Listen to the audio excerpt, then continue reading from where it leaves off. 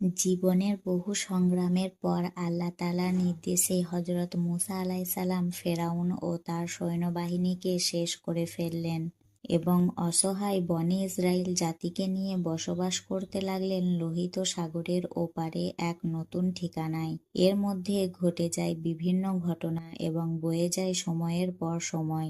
ইতিমধ্যে তিনি আল্লাহর দেওয়া সকল আদেশ দায়িত্ব সহকারে পালন করেছেন। এবার বিশ্রামের পালা। তাছাড়া মুসা আলাইসাল্লামের বয়সও হয়েছে অনেক। তখন তিনি নিজ দায়িত্বে হযরত ইউসা আলাইসাল্লামের উপর অর্পণ করে নিজে কিছুটা বিশ্রাম গ্রহণ করলেন। শরীরের শক্তি এবার প্রায় শেষ হয়ে আসছে। বয়স বাড়লে এমনি মনে হয়। মনে মনে ভাবছেন অতীতের বহু কথা। এমন সময় হঠাৎ করেই মালাকুল মওত বা আজরাইল ফেরেশতা এসে সালাম দিলেন। হযরত মুসা আলাইসাল্লাম তখন মালাকুল মওতকে জিজ্ঞাসা করলেন, আপনি কি আমার জান কবজ করার জন্য এসেছেন? মালাকুল মওত বললেন, জি হ্যাঁ, আল্লাহ তাআলার প্রবর্তিত স্বাভাবিক নিয়ম অনুসারে আপনার জানটি কবজ করার সময় এসে গেছে। হযরত মুসা আলাইহিসসালাম জিজ্ঞেস করলেন, আপনি কি আমার জানটা মুখ থেকে বের করে নিবেন? অথচ আমি এই মুখ দিয়ে আল্লাহ তাআলার সাথে সরাসরি কথা বলেছি। তখন মালাকুল মওত বললেন, তাহলে চোখ দিয়ে বের করে নিব। হযরত মুসা আলাইহিসসালাম বললেন, এই চক্ষু দ্বারা আমি আল্লাহর নূর দর্শন করেছি। তখন মালাকুল মওত বললেন, তবে নাক দিয়ে বের করে নেব। তখন মুসা আলাইহিসসালাম বললেন, আল্লাহর দিদারের মুহূর্তে সে পরিবেশের বেহেশতি সুঘ্রাণ আমি নাক দ্বারা নিয়েছি। তখন মালাকুল মওত বললেন, আমি অত কথার জবাব দিতে আসিনি, সময় শেষ, অতএব আমার যেভাবে ইচ্ছা আমি জান কবজ করে নিব। হযরত মুসা আলাইহিসসালাম মালাকুল মওতের কথায় প্রচণ্ড রেগে গেলেন এবং বেয়াদব বলে তার গালে সজোরে একটি থাপ্পড় বসিয়ে দিলেন। ফলে মালাকুল মওতের চক্ষু দুটি বের হয়ে গেল। মালাকুল মওত এই অবস্থায় সোজাসুজি আল্লাহর দরবারে চলে গেলেন এবং আল্লাহর নিকট সমস্ত ঘটনা খুলে বললেন। আল্লাহ তখন মালাকুল মওতের চোখ ঠিক করে দিয়ে বললেন, আমার নবীদের মধ্যে মূসার ন্যায় এত গরম মেজাজ ও জালালি তরবিয়তের নবী আর দ্বিতীয় কেউ নেই। অতএব তার জান কবজের বিষয়টি আমি দেখব, তোমার আর তার কাছে যেতে হবে না। কয়েকদিন পরে আল্লাহ তাআলা ওহী মারফত হযরত মুসা আলাইহিসসালামকে বললেন, হে মুসা, যদি তুমি একটি মেষের পশমের সংখ্যা পরিমাণ বছরও হায়াতের আর্জ করো, তবে আমি তোমার জন্য তা পূরণ করে দিব। তুমি কত বছর পৃথিবীতে বসবাস করো, তত বছর পৃথিবীতে বসবাস করতে পারবে। হযরত মুসা আলাইহিসসালাম এ কথা শুনে ভাবলেন, তারপরে তো অবশ্যই মৃত্যুবরণ করতে হবে, আর এই দীর্ঘ বছর পৃথিবীতে কষ্ট ক্লেশ করেই কাটাতে হবে, যেমনটা ইতিপূর্বে কাটাতে হয়েছে। অতএব সবচাইতে নিরাপদ স্থান আল্লাহর সান্নিধ্য লাভ, এটি অনেক উত্তম। তাই তিনি বললেন, আল্লাহ, আমার নির্ধারিত হায়াতের পরে আমি আপনার সান্নিধ্য লাভ করতে চাই। আমি যে আপনাকে বড্ড বেশি ভালোবাসি, আপনার নৈকট্য আমার কামনা। তবে হে প্রভু, আমাকে পৃথিবী থেকে বিদায় গ্রহণের পূর্বে আর একবার তুর পাহাড়ে আপনার দর্শন দিন। আমার এই শেষ আবেদনটুকু আপনি কবুল করুন। আল্লাহ তাআলা হযরত মুসা আলাইহিসসালামের আবেদন মঞ্জুর করে তাকে তুর পাহাড়ে যাত্রার নির্দেশ দিলেন। হযরত মুসা আলাইহিসসালাম কাল বিলম্ব না করে সোজা তুর পাহাড়ে গিয়ে পৌঁছালেন। সেখানে আল্লাহ তাআলা নূরের তাজাল্লিল দর্শন করলেন এবং তার সাথে কথোপকথন করলেন। সবশেষে হযরত মুসা আলাইহিসসালাম আল্লাহ তাআলার নিকট আর্জ করে বললেন, হে মহান প্রভু, আপনি আমার অবাধ্য কওমের প্রতি আর কোনো গজব নাজিল না করে তাদেরকে রহমতের ছায়াতলে আশ্রয় দিন এবং তাদেরকে রুজিদানের ব্যবস্থা করুন, তারা যেন অনাহারে মৃত্যুবরণ না করে। আল্লাহ তাআলা হযরত মুসা আলাইহিসসালামের আবেদনের প্রেক্ষিতে বললেন, আল্লাহ ঈমানদার, নাফরমান, কাফের ও জীব জানোয়ারের প্রতিপালক ও রিজিকদাতা। আমি কাউকে উপবাস রাখি না। যে যেখানে আছে আমি তার রিজিক সেখানেই পৌঁছে দিই। এই কথার পরে আল্লাহ তাআলা তখন হযরত মুসা আলাইহিসসালামকে তুর পাহাড়ের উপরে তার লাঠি দ্বারা আঘাত করতে বললেন। হযরত মুসা আলাইহিসসালাম পাহাড়ের উপর আঘাত করলেন। তখন সেখান থেকে একটি নদী হয়ে গেল। নদীর উপর লাঠি দ্বারা পুনরায় আঘাত করতে বললেন। তিনি আঘাত করার পরে দেখলেন একখানা পাথর নদীর পানির উপর থেকে ভেসে আসছে। আল্লাহ তাআলা পাথরের উপর লাঠি দ্বারা আঘাত করতে বললেন। তিনি আঘাত করলেন। তখন দেখা গেল পাথরের মধ্য থেকে একটি ফড়িং বের হয়েছে আর মুখে এক টুকরো কাঁচা ঘাস। এই দৃশ্য দেখে হযরত মুসা আলাইহিসসালাম সেখানে সেজদায় লুটিয়ে পড়লেন। কিছুক্ষণ পরে আল্লাহ তাআলার পক্ষ থেকে নবীকে সালাম প্রদান করে বিদায় দেওয়া হলো। হযরত মুসা আলাইহিসসালাম তুর পাহাড় থেকে নেমে কিছুটা অগ্রসর হতেই দেখলেন ৭ জন লোক একটি কবর খুঁড়ছে। তখন নবী তাদেরকে জিজ্ঞেস করলেন, ভাইয়েরা আমার, তোমরা এই নির্জন এলাকায় কার কবর খুঁড়ছ? তারা বললেন, আপনার ন্যায় একজন মহৎ ব্যক্তির কবর খুঁড়ছি। আপনিও আমাদের সাথে এই সওয়াবের কাজে শরীক হতে পারেন। তখন হযরত মুসা আলাইহিসসালাম তাদের সাথে কিছু কবর খোঁড়ার কাজ করলেন। অতঃপর তারা একজনকে বললেন, হে নবী, যার জন্য আমরা এই কবর খুঁড়ছি সে দৈর্ঘ্য এবং প্রস্থে আপনার ন্যায়। অতএব আপনি একবার কবরটি মাপার জন্য নিজে একবার শুয়ে ওখানে পরীক্ষা করে দেখুন। হযরত মুসা আলাইহিসসালাম তাদের কথায় কবরে নেমে শুয়ে পড়লেন এবং বললেন, হে আল্লাহ, কত নিঝুম এই জায়গাটি! আপনি আমার জন্য এই জায়গাটি কবুল করুন। হযরত মুসা আলাইহিসসালামের আবেদনের সাথে সাথেই একজন ফেরেশতা এসে তাকে একটি আপেল খেতে দিল। বিসমিল্লাহ বলে যখন তিনি আপেলটি খেতে আরম্ভ করলেন তখন ওনার জান কবজ হয়ে গেল। ইন্না লিল্লাহি ওয়া ইন্না ইলাইহি রাজিউন।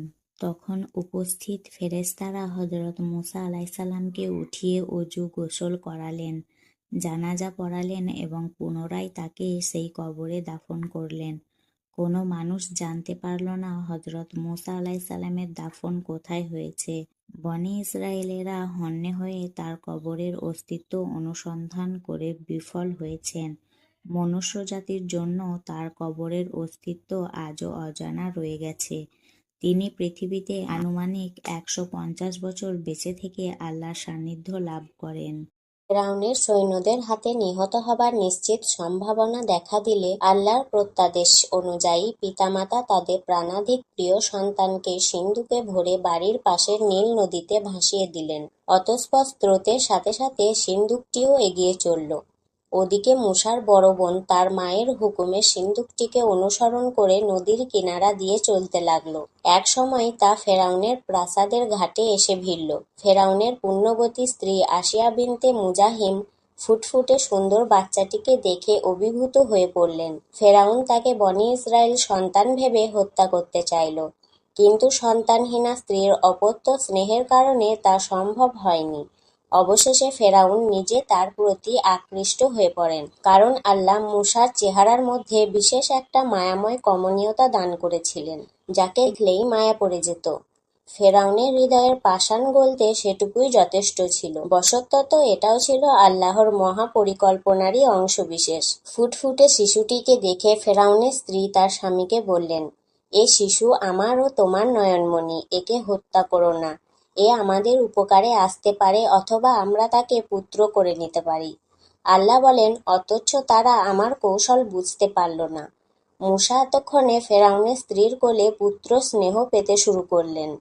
অতঃপর বাচ্চাকে দুধ খাওয়ানোর জন্য রানীর নির্দেশে বাজারে বহু ধাত্রীর কাছে নিয়ে যাওয়া হলো, কিন্তু মূসা কারুরই বুকে মুখ দিচ্ছেন না। আল্লাহ বলেন, আমি পূর্ব থেকেই অন্যের দুধ খাওয়া থেকে মূসাকে বিরত রেখেছিলাম। এমন সময় অপেক্ষারত মূসার ভগিনী বলল, আমি কি আপনাদেরকে এমন এক পরিবারের খবর দিব যারা আপনাদের জন্য এ শিশুপুত্রের লালন পালন করবে এবং তারা এর শুভাকাঙ্ক্ষী। রানীর সম্মতিক্রমে মূসাকে প্রস্তাবিত ধাত্রীগৃহে প্রেরণ করা হলো। মূসা খুশি মনে মায়ের দুধ গ্রহণ করলেন। অতঃপর মায়ের কাছে রাজকীয় ভাতা ও উপটকনাদি প্রেরিত হতে থাকল। এভাবে আল্লাহর অপর অনুগ্রহে মূসা তার মায়ের কোলে ফিরে এলেন। এভাবে একদিকে পুত্র হত্যার ভয়ঙ্কর আতঙ্ক হতে মা বাবা মুক্তি পেলেন ও নদীতে ভাসিয়ে দেওয়া সন্তানকে পুনরায় বুকে ফিরে পেয়ে তাদের হৃদয় শীতল হল। অন্যদিকে বহুমূল্যে রাজকীয় ভাতা পেয়ে সংসার যাত্রা নির্বাহের দুশ্চিন্তা হতে তারা মুক্তি হলেন। সাথে সাথে সম্রাট নিয়োজিত ধাত্রী হিসাবে ও সম্রাট পরিবারের সাথে বিশেষ সম্পর্ক সৃষ্টি হওয়ার ফলে তাদের পরিবারের সামাজিক মর্যাদাও বৃদ্ধি পেল। এভাবেই ফেরাউনি কৌশলের উপরে আল্লাহর কৌশল বিজয় হল। মুসা আলাইসালামের পরিচয়। মুসা ইবনে ইমরান বিন কাহেস বিন আজির বিন লাভি বিন ইয়াকুব বিন ইসাক বিন ইব্রাহিম আলাইসালাম অর্থাৎ মুসা হলেন ইব্রাহিম আলাইসালামের ৮তম অধস্তন পুরুষ। মুসা আলাইসালামের পিতার নাম ছিল ইমরান ও মাতার নাম ছিল ইউহানিব। তবে মায়ের নামের ব্যাপারে মতভেদ আছে। উল্লেখ্য যে মারিয়াম আলাইসালামের পিতার নামও ছিল ইমরান, যিনি ছিলেন হজরত ঈসা আলাইসালামের নানা। মুসা ও ঈসা উভয় নবী ছিলেন বনি ইসরাইল বংশীয় এবং উভয়ে বনি ইসরাইলের প্রতি প্রেরিত হয়েছিলেন। মুসার জন্ম হয় মিশরে এবং লালিত পালিত হন মিশর সম্রাট ফেরাউনের ঘরে। তার সহোদর ভাই হারুন আলাইসাল্লাম ছিলেন তার চেয়ে ৩ বছরের বড় এবং তিনি মুসা আলাইসাল্লামের ৩ বছর পূর্বেই মৃত্যুবরণ করেন। উভয়ের মৃত্যু হয় মিশর ও শামের মধ্যবর্তী তীরপ্রান্তরে বনি ইসরায়েলের ৪০ বছর আটক থাকাকালীন সময়ে। মাওলানা মওদুদী বলেন, মুসা আলাইসাল্লাম ৫০ বছর বয়সে নবী হয়ে ফেরাউনের দরবারে পৌঁছেন। অতঃপর ২৩ বছর দ্বন্দ্ব সংগ্রামের পর ফেরাউন ডুবে মরে এবং বনি ইসরাইল মিশর থেকে বেরিয়ে যায়। এ সময় মুসা আলাইসাল্লামের বয়স ছিল সম্ভবত ৮০ বছর। তবে মুফতি মোহাম্মদ শফি বলেন, ফেরাউনের জাদুকরদের সাথে মোকাবেলার ঘটনার পর ঐতিহাসিক বর্ণনা অনুযায়ী মুসা আলাইসাল্লাম ২০ বছর যাবৎ মিশরে অবস্থান করেন। এ সময় আল্লাহ মুসা আলাইসাল্লামকে ৯টি মুজেজা দান করেন। উল্লেখ্য যে আদম, ইয়াহইয়া ও ঈসা আলাইসাল্লাম ব্যতীত প্রায় সকল নবী ৪০ বছর বয়সে নবুয়ত লাভ করেছিলেন। মুসাও ৪০ বছর বয়সে নবুয়ত লাভ করেছিলেন বলে অধিকাংশ বিদ্বান মত পোষণ করেছেন। সে মতে আমরা মুসা আলাইসাল্লামের বয়সকে নিম্নরূপে ভাগ করতে পারি, যেমন প্রথম ৩০ বছর মিশরে, তারপর ১০ বছর মাদিয়ানে, তারপর মিশরে ফেরার পথে তুর পাহাড়ের নিকটে তুবা উপত্যকায় ৪০ বছর বয়সে নবুয়ত লাভ, অতঃপর ২০ বছর মিশরে অবস্থান করে সেখানকার অধিবাসীদেরকে তাওহীদের দাওয়াত প্রদান, তারপর ৬০ বছর বয়সে বনি ইসরায়েলদের নিয়ে মিশর হতে প্রস্থান এবং ফেরাউনের সলিল সমাধি, অতঃপর আদি বাসস্থান কেনআন অধিকারী আমেলেকাদের বিরুদ্ধে জিহাদের হুকুম অমান্য করায় অবাধ্য ইসরায়েলদের নিয়ে ৪০ বছর যাবৎ তীরপ্রান্তরে উন্মুক্ত কারাগারে অবস্থান ও বায়তুল মুকাদ্দাসের সন্নিকটে মৃত্যুবরণ। সম্ভবত ৮০ থেকে ১০০ বছর বয়সের মধ্যে মুসা আলাইসাল্লামের কবর হয় বায়তুল মুকাদ্দাসের উপকণ্ঠে। আমাদের নবী সাল্লাল্লাহু আলাইহি ওয়াসাল্লাম সেখানে একটি লাল ঢিবির দিকে ইশারা করে সেখানেই মুসা আলাইসাল্লামের কবর হয়েছে বলে জানিয়েছেন। উল্লেখ্য যে আদম আলাইসাল্লাম থেকে ইব্রাহিম আলাইসাল্লাম পর্যন্ত ১০ থেকে ১২ জন নবী বাদে শেষ নবী মুহাম্মদ সাল্লাল্লাহু আলাইহি ওয়াসাল্লামের আগমনের পূর্ব পর্যন্ত পৃথিবীতে আগত সর্বমোট ১,২৪,০০০ নবী রাসূলের প্রায় সবাই ইসরাইল বংশের ছিলেন এবং তারা ছিলেন সেমেটিক, কেননা ইব্রাহিম আলাইসাল্লাম ছিলেন সাম বিন নূহ এর ৯তম অধস্তন পুরুষ। এজন্য ইব্রাহিমকে আবুল আম্বিয়া বা নবীদের পিতা বলা হয়। একদিন হযরত মুসা আলাইহি ওয়াসাল্লাম আল্লাহ তাআলার কাছে আরজ করলেন, হে দয়াময় প্রভু, আমার উম্মতের মধ্যে সবথেকে খারাপ ব্যক্তিকে আমাকে দেখিয়ে দিন। তখন দূর থেকে একটি আওয়াজ ভেসে এলো, ঠিক আছে, কাল সকালে তুমি ওই পথের ধারে বসে থেকো। সর্বপ্রথম যে ব্যক্তি এই পথ দিয়ে অতিক্রম করবে সে ব্যক্তিটি হলো তোমাদের মধ্যে সবচেয়ে খারাপ ব্যক্তি। হযরত মুসা আলাইহি ওয়াসাল্লাম পরের দিন ঠিক সময় মতো নির্দিষ্ট স্থানে বসে রইলেন। কিছুক্ষণ পর তিনি দেখতে পেলেন এক ব্যক্তি একটি ছোট ছেলেকে কোলে করে তার সামনে দিয়ে অতিক্রম করলো। তখন হযরত মুসা আলাইহি ওয়াসাল্লাম তাকে দেখে মনে মনে বললেন, ও, তাহলে এই ব্যক্তি আমার উম্মতের সবচেয়ে খারাপ ব্যক্তি। এই ঘটনার কিছুদিন পর পুনরায় হযরত মুসা আলাইহি ওয়াসাল্লামের ইচ্ছা হলো তার উম্মতের সবচেয়ে ভালো ব্যক্তিকে তাকে দেখতে। তাই তিনি আল্লাহর নিকট আরজ করলেন, হে দয়াময় প্রভু, আমাকে এবার আমার উম্মতের মধ্যে সবচেয়ে ভালো ব্যক্তিকে তাকে দেখান। তখন অদৃশ্য থেকে আগের মতোই আওয়াজ ভেসে এলো, হে মূসা, তুমি সেই পথের ধারে আগের মতোই বসো। সন্ধেবেলায় সেই রাস্তা দিয়ে যে ব্যক্তি সর্বপ্রথম আসবে সে হলো তোমার উম্মতের মধ্যে সবচেয়ে ভালো মানুষ। আগের মতো হযরত মুসা আলাইহি ওয়াসাল্লাম সন্ধ্যাবেলায় নির্দিষ্ট স্থানে বসে রইলেন। কিছুক্ষণ অপেক্ষা করার পর তিনি দেখলেন সকালে যেই ব্যক্তিটি ছোট ছেলেকে কোলে করে নিয়ে যাচ্ছিল সেই ব্যক্তিটি আসছে। তখন তাকে দেখে হযরত মুসা আলাইহি ওয়াসাল্লাম খুব অবাক হলেন এবং গভীর চিন্তায় পড়ে গেলেন। হযরত মুসা আলাইহি ওয়াসাল্লাম আল্লাহর নিকট জিজ্ঞাসা করলেন, হে আল্লাহ, এটা কিভাবে সম্ভব? সকালে যে ব্যক্তিটি সবচেয়ে খারাপ ছিল সন্ধ্যায় সে কিভাবে সবচেয়ে ভালো হয়ে গেল? তখন অদৃশ্য থেকে মহান স্রষ্টা আল্লাহ তাআলা উত্তর দিলেন, হে মূসা, সকালে যখন ব্যক্তিটি তার ছেলেকে সাথে নিয়ে তোমাকে অতিক্রম করে জঙ্গল প্রবেশ করলো তখন তার ছেলে তাকে প্রশ্ন করেছিল, জঙ্গল কত বড় বাবা? সে ব্যক্তি উত্তরে বলেছিল, অনেক বড়। ছেলেটি আবার প্রশ্ন করলো, বাবা, জঙ্গল থেকে বড় কি কোনো কিছু আছে? তখন তার বাবা বলেছিল, হ্যাঁ বাবা, ওই পাহাড়গুলো জঙ্গল থেকে অনেক বড়। ছেলেটি পুনরায় প্রশ্ন করলো, পাহাড় থেকে কি বড় কিছু আছে বাবা? তার বাবা উত্তরে বলল, আছে, এই আকাশ। ছেলে আবার তার বাবাকে প্রশ্ন করল, আকাশ থেকে কি বড় কিছু আছে? সে ব্যক্তি বলল, হ্যাঁ, আমার পাপের পরিমাণ আকাশ থেকেও বড়। ছেলে তার বাবার উত্তর শুনে বলল, বাবা, তোমার পাপ থেকে বড় কি কোনো কিছুই নেই? তখন সেই ব্যক্তি চিৎকার দিয়ে কান্না করে লজ্জিত হয়ে গম্ভীর স্বরে বলল, আছে বাবা, আমার পাপ থেকেও আল্লাহর রহমত অনেক বড়। হে মূসা, এই ব্যক্তির নিজের পাপের অনুভূতি ও অনুশোচনা আমার এত পছন্দ হয়েছে যে আমি তার সকল পাপ ক্ষমা করে দিয়ে তোমার উম্মতের সবচেয়ে খারাপ ব্যক্তি থেকে সবচেয়ে ভালো ব্যক্তি বানিয়ে দিয়েছি। আল্লাহু আকবার।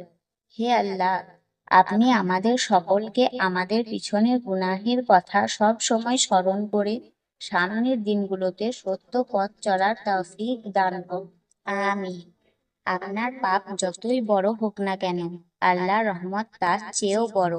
তাই যখনই নিজের ভুল বুঝতে পারবেন তখনই সাথে সাথে আল্লাহর দরবারে তওবা করবেন এবং পূর্বের গুনাহ আর না করার দৃঢ় সংকল্প করবেন। ইনশাআল্লাহ দয়াময় আল্লাহ তাআলা আপনাকে মাফ করে দিবেন। মুসা ইবনে ইমরান বিন কাহিস বিন আজের বিন লাভি বিন ইয়াকুব বিন ইসাক বিন ইব্রাহিম আলাইহিসসালাম, অর্থাৎ মুসা হলেন ইব্রাহিম আলাইহিসসালামের 8তম অধস্তন পুরুষ। মুসা আলাইহিসসালামের পিতার নাম ছিল ইমরান ও মাতার নাম ছিল ইউহানিব। তবে মায়ের নামের ব্যাপারে মতভেদ আছে। উল্লেখ্য যে মারিয়াম আলাইহিসসালামের পিতার নামও ছিল ইমরান, যিনি ছিলেন হযরত ঈসা আলাইহিসসালামের নানা।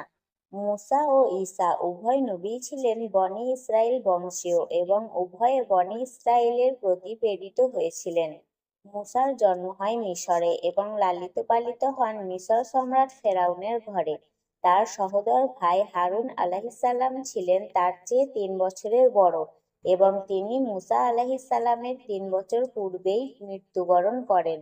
উভয়ের মৃত্যু হয় মিশর ও শামের মধ্যবর্তী প্রান্তরে বনী ইসরাইলের 40 বছর আটক থাকাকালীন সময়ে। মাওলানা মওদুদী বলেন, মুসা আলাইহিসসালাম 50 বছর বয়সে নবী হয়ে ফেরাউনের দরবারে পৌঁছেন। অতঃপর 23 বছর দ্বন্দ্ব সংগ্রামের পর ফেরাউন ডুবে মরে এবং বনী ইসরাইল মিশর থেকে বেরিয়ে যায়। এ সময়ে মুসা আলাইহিসসালামের বয়স ছিল সম্ভবত 80 বছর। তবে মুফতি মুহাম্মদ শফি বলেন, ফেরাউনের জাদুকরদের সাথে মোকাবেলার ঘটনার পর ঐতিহাসিক বর্ণনা অনুযায়ী মুসা আলাইহিসসালাম 20 বছর যাবৎ মিশরে অবস্থান করেন। এ সময়ে আল্লাহ মুসা আলাইহিসসালামকে 9টি মুজেজা দান করেন।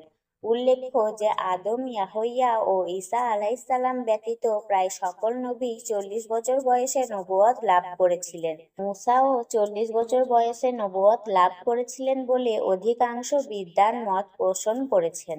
সে মতে আমরা মুসা আলাইহিসসালামের বয়সকে নিম্নরূপে ভাগ করতে পারি, যেমন প্রথম 30 বছর মিশরে, তারপর 10 বছর মাদিয়ানে, তারপর মিশরে ফেরার পথে তুর পাহাড়ের নিকটে তুবা উপত্যকায় 40 বছর বয়সে নবুয়ত লাভ, অতঃপর 20 বছর মিশরে অবস্থান করে সেখানকার অধিবাসীদেরকে তাওহীদের দাওয়াত প্রদান, তারপর 60 বছর বয়সে বনী ইসরায়েলদের নিয়ে মিশর হতে প্রস্থান এবং ফেরাউনের সলিল সমাধি, অতঃপর আদি বাসস্থান কেনআন অধিকারী আমালেক্কাদের বিরুদ্ধে সিহাদার হুকুম অমান্য করায় অবাধ্য ইসরায়েলদের নিয়ে 40 বছর যাবৎ প্রান্তরে উন্মুক্ত কারাগারে অবস্থান ও বাইতুল মুকাদ্দাসের সন্নিকটে মৃত্যু, সম্ভবত 80 থেকে 100 বছর বয়সের মধ্যে। মুসা আলাইহিসসালামের কবর হয় বাইতুল মুকাদ্দাসের উপকণ্ঠে। আমাদের নবী সাল্লাল্লাহু আলাইহি ওয়াসাল্লাম সেখানে একটি লাল ঢিবির দিকে ইশারা করে সেখানেই মুসা আলাইহিসসালামের কবর হয়েছে বলে জানিয়েছেন।